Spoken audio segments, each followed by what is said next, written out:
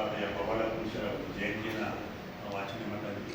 ಇಂಥ ಒಂದು ಜಯಂತಿಗೆ ಆಗಮಿಸಿರುವ ಎಲ್ಲ ಸಮಾಜದ ಮುಖಂಡರೇ, ಎಲ್ಲ ತಾಲೂಕು ಅಧಿಕಾರಿಗಳೇ, ಸಿಬ್ಬಂದಿಗಳೇ ಹಾಗೂ ಪತ್ರಿಕಾ ಮಾಧ್ಯಮಗಳೇ, ಸಾಮಾನ್ಯವಾಗಿ ಯಾವುದೋ ಒಂದು ಜಯಂತಿಯನ್ನು ಮಾಡಬೇಕಾದ್ರೆ ನಾವು ಪ್ರತಿ ಸಲ ಹೇಳ್ತಾ ಇರ್ತೀವಿ, ಒಂದು ವ್ಯಕ್ತಿಯ ಜಯಂತಿಯನ್ನು ಸರ್ಕಾರ ಮಾಡಬೇಕು ಅಂತ ನಿಗದಿಪಡಿಸಿದೆ ಅಂದರೆ ಆ ವ್ಯಕ್ತಿಯ ಮಹತ್ವವೇನು ಅಂತ ಅದನ್ನು ಅನಲೈಸ್ ಮಾಡ್ತಾರೆ, ವಿಶ್ಲೇಷಣೆ ಮಾಡಿ ಆಮೇಲೆ ನಂತರ ಆ ವ್ಯಕ್ತಿಯ ಜಯಂತಿಯನ್ನು ಮಾಡಬೇಕು ಮಾಡಬಾರ್ದು ಅಂತ ಯೋಚನೆ ಮಾಡ್ತಾರೆ. ಒಬ್ಬ ವ್ಯಕ್ತಿಯಲ್ಲಿ ಎಲ್ಲ ಗುಣಗಳನ್ನ ತಗೊಂಡು ಎಲ್ಲ ಗುಣ ವಿಶ್ಲೇಷಣೆ ಮಾಡ್ತಾ ಹೋದಾಗ ಎಲ್ಲ ಗುಣಗಳು ಕೂಡ ಶ್ರೇಷ್ಠವಾಗಿದ್ದಾಗ ಮಾತ್ರ ಅಂತ ಜಯಂತಿಯನ್ನು ಆಚರಣೆ ಮಾಡ್ತೇವೆ ಹೊರತು ಅಷ್ಟು ಗುಣಗಳಲ್ಲಿ ಯಾವುದೋ ಒಂದು ಗುಣ ಅವರಲ್ಲಿ ಗುಣಾತ್ಮಕವಾಗಿರ್ತದೆ, ನೆಗೆಟಿವ್ ಆಗಿರ್ತದೆ, ಯಾವುದೇ ಕಾರಣಕ್ಕೊಂದು ಜಯಂತಿಯನ್ನು ಮಾಡಲಿಕ್ಕೆ ಸರ್ಕಾರ ಒಪ್ಪೋದಿಲ್ಲ. ಅಂಥದ್ರಲ್ಲಿ ನಮ್ಮ ಕೈವಾರ ತಾತೆಯ ಪವಾಡ ಪುರುಷರಾಗಿ ಎಲ್ಲರೂ ಕೂಡ ಇವತ್ತಿನ ದಿನ ನಾವೆಲ್ಲರೂ ನೆನೆಸ್ಕೊತಾ ಇದ್ದೀವಿ ಅಂತಂದರೆ ಅವರ ಒಂದು ಮಹಿಮೆ, ಆ ಒಂದು ಜನ್ಮ ಕೊಟ್ಟಂತಹ ತಂದೆ ತಾಯಿಗಳಿಗೆ ಮತ್ತು ಇವರಿಗೆ ಒಂದು ಜೋರದ ಚಪ್ಪಳೆ ಬರ್ತದೆ. ವಿಶೇಷವಾಗಿ ಆ ಒಂದು ಜನಾಂಗದವರು ನೀವು ಏನಿರ್ತೀರಾ, ಇವರು ನಿಮ್ಮ ಜನಕ್ಕೆ ಮಾತ್ರ ಸೀಮಿತವಾಗಿಲ್ಲ. ಈಗ ನನ್ನ ಕೈವಾರ ತಾತೆಯನ್ನು ನನ್ನ ಸ್ನೇಹಿತರು ತುಂಬ ಜನ, ಆ ಕೈವಾರದಿಂದ ತುಂಬ ಜನ IAS ಮತ್ತು KS ಆಗಿದ್ದಾರೆ. ಹಾಗಾಗಿ ನನಗೆ ತುಂಬ ಜನ ಪರಿಚಯ. ಯಾವೊಂದು ಸ್ಥಳದ ಮಹಿಮೆ ಅಂತ ಅನ್ಕೊಂತೀನಿ ನಾನು. BSc AG ನೋಡಲಿ ಅವರೇ ಇರ್ತಾರೆ, MSc AG ಅವರೇ ಇರ್ತಾರೆ, ನಮ್ಮ KS ಮಾಡಿದ್ರೆ ನಮ್ಮ ಕೋಪರೇಷನ್ ಡಿಪಾರ್ಟ್ಮೆಂಟ್ ಇದೆ. ತುಂಬ ಜನ ಕೈವಾರದವರು ಅಂತ ಹೇಳ್ತೀವಿ. ನಾನು ಯಾವಾಗ ಕೈವಾರ ಅಂತ ತಕ್ಷಣ ಕೈವಾರ ತಾತೆ ನೆನಪಾಗ್ತಿದ್ದೆ ನನಗೆ. ನಾನು ಭೇಟಿ ಕೊಟ್ಟಿಲ್ಲ, ಅಷ್ಟೊಂದು ಫೇಮಸ್ಸು. ನಾನು ತುಂಬ ಜನಕ್ಕೆ ಅದು ರೈಸ್ತಾ ಇದೆ. ಆ ಒಂದು ತಾತನ ಆಶ್ರಮ ಎಲ್ರಿಗೂ ಇದೆ. ಹಾಗಾಗಿ ತುಂಬ ಜನ ನೀವೆಲ್ಲರೂ MSc AG BSc AG ತಗೊಳ್ತೀರಾ, ತುಂಬ ಜನ ಆಯ್ಕೆ ಆಗ್ತೀರಾ ಅಂತ. ಅಲ್ಲಿ ಅವ್ರು ಹಾರ್ಡ್ ವರ್ಕು ಇರುತ್ತೆ, ಜೊತೆಗೆ ಇವರು ಆಶೀರ್ವಾದ ಪಾಸಿಟಿವ್ ವೈಬ್ಸ್ ಅಂತ ಹೇಳ್ತಿಲ್ವಾ ಅಲ್ವಾ, ಆ ಒಂದು ಪಾಸಿಟಿವ್ ವೈಬ್ಸು ಈ ಒಂದು ಮಹಾನ್ ವ್ಯಕ್ತಿ ಹತ್ರ ಇತ್ತು. ಹಂಗಾಗಿ ಅವರು ಅಲ್ಲಿ ನಾವು ಹೇಳ್ತೀವಲ್ಲಿ ದೈವಾಧೀನ ಆಗಿದ್ದಾರೆ ಅಂತ ನನಗನ್ಸುತ್ತೆ. ಮತ್ತೆ ಅವ್ರು ದೈವಾಧೀನ ಆಗಿ ಅಲ್ಲಿ ಕೂತ್ಕೊಂಡು ಅಲ್ಲೇ ಕೂತ್ಕೊಂಡು ಎಲ್ಲರಿಗೂ ಒಂದು ಬ್ಲೆಸ್ಸಿಂಗ್ ಮಾಡ್ತಾ ಇದ್ದಾರೆ ಅಂತ. ಮತ್ತು ಇವ್ರ ಗುಣಲಕ್ಷಣಗಳು ತುಂಬ ಇಷ್ಟ ಆಗಿತ್ತು. ಅಂದರೆ ಬಳೆ ವ್ಯಾಪಾರ ಮಾಡೋಕ್ಕೆ ಹೇಳ್ತಾರೆ ಹೆಂಡತಿ. ಆ ಒಂದು ಸಮಯದಲ್ಲೂ ಕೂಡ ನಮ್ಮಲ್ಲಿ 3 ಮಕ್ಕಳಿದ್ದಾರೆ, ಹಸಿವನ್ನು ನಿಲ್ಲಿಸಬೇಕು ಅನ್ನೋ ಮನೋಭಾವ ಇದ್ರೂ ಕೂಡ ದುಡ್ಡಿಲ್ಲ ಅಂದರೆ ಪರವಾಗಿಲ್ಲ ಕಡಿ ಈ ಮನಸ್ಸಿಗೆ ಯಾರಿದ್ದಾರೆ. ಯಾಕೆ ಇವರೇನು ದೇವರಲ್ಲ, ಇವರು ಮನುಷ್ಯ ಆಗಿದ್ದವರು. ಆ ಮನುಷ್ಯರಿಗೆ ಈ ಒಂದು ಗುಣ ಬರಬೇಕು ಅಂದರೆ ಅರ್ಥ ಸುಲಭ ಅಲ್ಲ. 3 ಮಕ್ಕಳು, ಹೆಂಡತಿ, ಇಷ್ಟೆಲ್ಲ ನಿಭಾಯಿಸ್ಕೊಂಡು ಹೋಗ್ಬೇಕು ಅಂದ್ರೆ ನಾವು ಸ್ವಲ್ಪ ಅದನ್ನು ಮಾಡಲೇಬೇಕು, ಇದೇ ಇಲ್ಲ. ಅಂಥದ್ರಲ್ಲೂ ಕೂಡ ಇವರು ಆ ತಾಳ್ಮೆಯಿಂದ ಅವ್ರಿಗೆ ಉತ್ತರವನ್ನು ಕೊಟ್ಟಿದ್ದ ರೀತಿಯ ಬಗ್ಗೆ ನಾವು ಓದ್ತಾ ಇರ್ತೀವಿ. ಅವ್ರಿಗೆ ಭಾಳ ಖುಷಿ ಆಗುತ್ತೆ. ಇದರಲ್ಲಿ ಇಷ್ಟು ಗುಣಗಳಲ್ಲಿ ಯಾವುದೋ ಒಂದು ಗುಣ ನಾವು ಅಳವಡಿಸ್ಕೊಂಡ್ರೆ ನಾವು ಕೂಡ 100 ವರ್ಷ ಬರ್ತೀವಿ. 100 ವರ್ಷ ಬದುಕಿದ್ದಾರೆ ಅಂದರೆ ಇನ್ನೇನಿಲ್ಲ, ಯಾವುದೇ ಥರ ಟೆನ್ಷನ್ ಇಲ್ದಾನೆ, ಯಾವುದೇ ಒಂದು ನೆಗೆಟಿವ್ ಥಾಟ್ಸ್ ಇಲ್ದಾನೆ, ಯಾವುದೇ ಗುಣಾತ್ಮಕ ಆಲೋಚನೆಗಳಿಂದಲೇ ಇರೋದಕ್ಕೆ 100 ವರ್ಷ ಬರ್ತಿರೋ ಹೊರತು ವಿಶೇಷತೆ ಅಂತ ಏನಿಲ್ಲ. ನಾವು ಕೂಡ ಅವ್ರು ಇರ್ತಕ್ಕಂಥ ಯಾವುದೇ ಒಂದು ಗುಣವನ್ನು ನಾವು ಅಳವಡಿಸ್ಕೊಂಡ್ರೆ ನಿಜವಾಗ್ಲೂ ನಾವು ಅಟ್ಲೀಸ್ಟ್ 100 ವರ್ಷ ಬೇಡ, ಅಟ್ಲೀಸ್ಟ್ 70-80 ವರ್ಷ ಬದುಕ್ತದೆ. ಇವತ್ತಿನ ಗುರುತಿಗೆ ಆಲೋಚನೆಗಳು ತುಂಬ ಮುಖ್ಯ ಆಗುತ್ತೆ.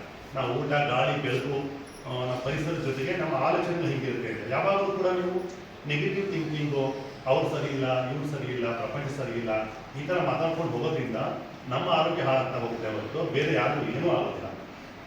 ಯಾವಾಗೊಬ್ಬ ವ್ಯಕ್ತಿ ಎದುರುಗಡೆ ಬರ್ತಿರ್ತಾರೆ, ನಾನು ಕಂಡ್ರೆ ಕೋಪ ಬರುತ್ತೆ ನನಗೆ, ಅವ್ನಿಗೆ ಏನೂ ಆಗೋದಿಲ್ಲ. ನನಗೆ ತುಂಬ ವೇರಿಯೇಷನ್ ಆಗ್ತಿರುತ್ತೆ, ಶುಗರ್ ವೇರಿಯೇಷನ್ ಆಗ್ತಿರುತ್ತೆ.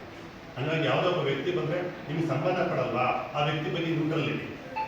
ಅವ್ನು ನನಗೂ ಏನು ಸಂಬಂಧ ಇಲ್ಲ, ತುಂಬ ಪ್ರೀತಿ ವಿಶ್ವಾಸ ಇದೆಯಾ, ಭಾಗಿಯಾಗಿ, ಖುಷಿಲೂ ಭಾಗಿಯಾಗಿ, ಕಷ್ಟದಲ್ಲೂ ಭಾಗಿಯಾಗಿ. ಆ ವ್ಯಕ್ತಿ ನಿಮ್ಗೆ ಸಂಬಂಧನೇ ಇರಲ್ಲ, ಅವ್ನು ಏನೋ ಮಾಡ್ತಿದ್ದಾನೆ, ಏನೋ ಇದು ಮಾಡಿ ಅವ್ನು ಇದ್ದಾನೆ ಅಂದರೆ ನೀವು ತಟಸ್ಥವಾಗಿರ್ಬೇಕು. ನಾವು ಅವ್ನು ಮಾಡೋದೇ ಇಲ್ಲ. ಊರಲ್ಲಿ ಎಲ್ಲರೂ ಚೆನ್ನಾಗಿ ಬೆಳೀತಾನೆ ಅಂದರೆ ಇಲ್ಲ, ನೀವು ಹಂಗೆ ಬಂದ್ಬಿಟ್ಟು ಅವನು, ನಾನೊಬ್ಬ ರೈತ 2 ಎಕರೆ, ಅವನಿಗೆ ಬರೀ 1 ಎಕರೆ ಇರೋದು, ಅದೇ ಏರ್ಕಾರ್ ತಗೊಂಡ್ಬಿಟ್ಟ ಅವನು. ಇದು ಒಂದು ಜಲಸ್ಸು. ಇದು ಜಲಸ್ ಇದೆಯಲ್ಲ, ಈ ಒಂದು ಜಲಸೇ ನಮ್ಗೆ ಇವತ್ತಿನ ಆರೋಗ್ಯವನ್ನು ಹಾಳು ಮಾಡ್ತಾ ಇದೆ. ಅದರಿಂದ ಇವತ್ತಿನ ಕಾಲ ತುಂಬ ಆರೋಗ್ಯ ಮುಖ್ಯ. 110 ವರ್ಷ ಅಂತ ತಕ್ಷಣ ನಾವು ಅಟ್ಲೀಸ್ಟ್ ಆ ಆದರ್ಶ ನಾವು ಫಾಲೋ ಮಾಡಬೇಕು. ನಾವು ಅಟ್ಲೀಸ್ಟ್ 70-80 ವರ್ಷ ಆರೋಗ್ಯವಾಗಿ ಬದುಕಬೇಕು ಅನ್ನೋ ಮನೋಭಾವನೆಯಿಂದ ನಾನು ಇಷ್ಟೆಲ್ಲ ಹೇಳಿದೆ. ಇವತ್ತಿನ ಕಾರ್ಯಕ್ರಮಕ್ಕೆ ಇಷ್ಟೊಂದು ಜನ ಬಂದಿದ್ದು ನನಗೆ ಭಾಳ ಖುಷಿ ಆಗಿದೆ. ಯಾಕೆ ಯಾವ ಸಮುದಾಯದಲ್ಲಿ ಇಷ್ಟೊಂದು ಜನ ಸೇರಿಲ್ಲ, ನೀವು ಇಷ್ಟೊಂದು ಜನ ಸೇರಿಲ್ಲ, ಒಂದು ಅಭಿಮಾನ ಇರಬೇಕು. ಯಾಕೆ ನಮ್ಮನೆ ದೇವರು ನಾವೇ ಪೂಜೆ ಮಾಡಿಲ್ಲ ಅಂದರೆ ಬೇರೆ ಪೂಜೆ ಮಾಡ್ತಾರ.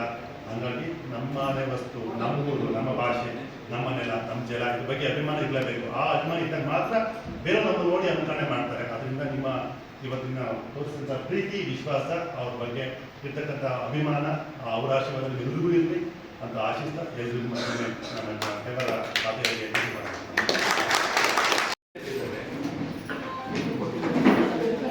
ಈ ದಿನ ನಾವು ಕೈವಾರ ತಾತೆಯನವರ 300ನೇ ಜಯಂತ್ಯೋತ್ಸವವನ್ನು ಹಮ್ಮಿಕೊಂಡಿದ್ದೇವೆ.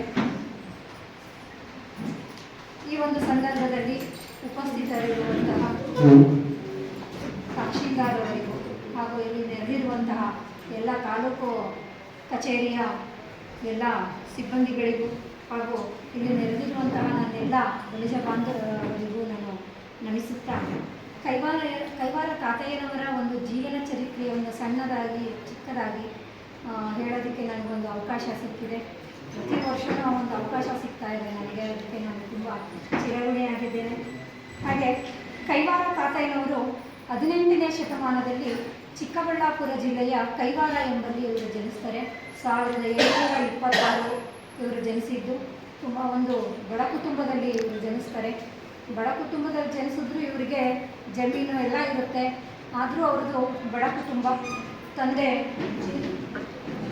ತಾಯಿ ಹೆಸರು ಮುದ್ದಮ್ಮ, ತಂದೆ ಕೊಂಡಪ್ಪ ಅಂತ ಹೇಳಿ ಇವರ ಮಗನಾಗಿ ಇವರು ಜನಿಸ್ತಾರೆ.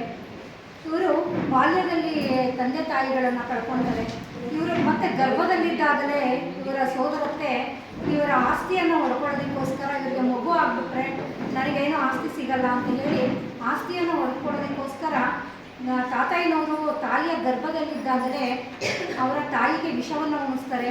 ಆದರೂ ಕೂಡ ದೇವರ ಒಂದು ಆಶೀರ್ವಾದದಿಂದ ಮತ್ತು ಅಲ್ಲಿಗೆ ನಾಗಪ್ಪ ಪ್ರತ್ಯಕ್ಷ ಆಗಿ ಅವಳಿಗೆ ಶಿಕ್ಷೆಯನ್ನು ಕೂಡ ಕೊಡ್ತಾರೆ.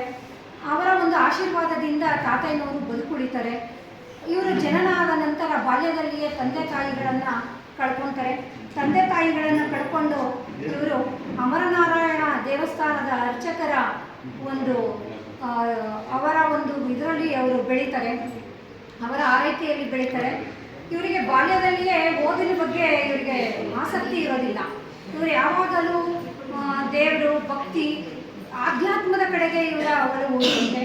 ಇವರ ಆಧ್ಯಾತ್ಮದ ಒಲವು ಹೆಚ್ಚಾಗುತ್ತೆ. ಹಾಗಾಗಿ ಅಲ್ಲಿ ಅವರು ಒಂದು ಅರ್ಚಕರ ಮನೆಯ ವಾತಾವರಣದಲ್ಲಿ ಬೆಳೆದಿದ್ದರಿಂದ ಇವರು ಯಾವಾಗಲೂ ಸದಾ ದೇವರ ಪುರಾಣ ಇವುಗಳನ್ನು ಕೇಳ್ತಾ, ಪಾರಾಯಣಗಳನ್ನು ಕೇಳ್ತಾ ಬೆಳೀತಾರೆ. ಹಾಗಾಗಿ ಇವರು ದೇವರ ಅಮರನಾರಾಯಣನ ಪರಮ ಭಕ್ತರಾಗ್ತಾರೆ. ಜೊತೆಗೆ ಇವರು ಹುಟ್ಟಿದಂತಹ ಕೈವಾರಕ್ಕೆ ಒಂದು ಪುರಾಣ ಒಂದು ಕಥೆನೂ ಕೂಡ ಇದೆ. ಅಲ್ಲಿ ಪಾಂಡವರು ವನವಾಸಕ್ಕೆ ಬಂದಿರ್ತಾರೆ. ಆ ಸಮಯದಲ್ಲಿ ಅಲ್ಲಿ ಭೀಮೇಶ್ವರ ಅನ್ನುವಂತಹ ಒಂದು ಲಿಂಗವನ್ನು ಪ್ರತಿಷ್ಠಾಪನೆ ಮಾಡಿ ಹೋಗ್ತಾರೆ. ಅದು ಭೀಮೇಶ್ವರ ಅಂತ ಹೇಳಿ ಇವತ್ತಿಗೂ ಆ ದೇವಸ್ಥಾನ ಇದೆ. ಮತ್ತು ಪಾಂಡವರ ಮಹಾಭಾರತದ ಕಾಲದಲ್ಲಿ ಈ ಒಂದು ಪ್ರದೇಶವನ್ನು ಏಕಚಕ್ರ ನಗರ ಅಂತ ಹೇಳಿ ಕರೀತಾ ಇರ್ತಾರೆ. ಇಲ್ಲಿ ಈ ಒಂದು ವಾತಾವರಣದಲ್ಲಿ ಹುಟ್ಟಿ ಬೆಳೆದಂತಹ ತಾತಯ್ಯನವರು ಅವರು ಒಂದು ಆಧ್ಯಾತ್ಮಿಕ ಕಡೆಗೆ ಒಲವನ್ನು ಬೆಳೆಸ್ಕೊತಾರೆ. ನಂತರ ಇವರು ವಯಸ್ಸಿಗೆ ಬಂದ ನಂತರ ಇವರು ಜೀವನೋಪಾಯಕ್ಕಾಗಿ ಬೆಳೆ ವ್ಯಾಪಾರವನ್ನು ಮಾಡ್ತಾರೆ.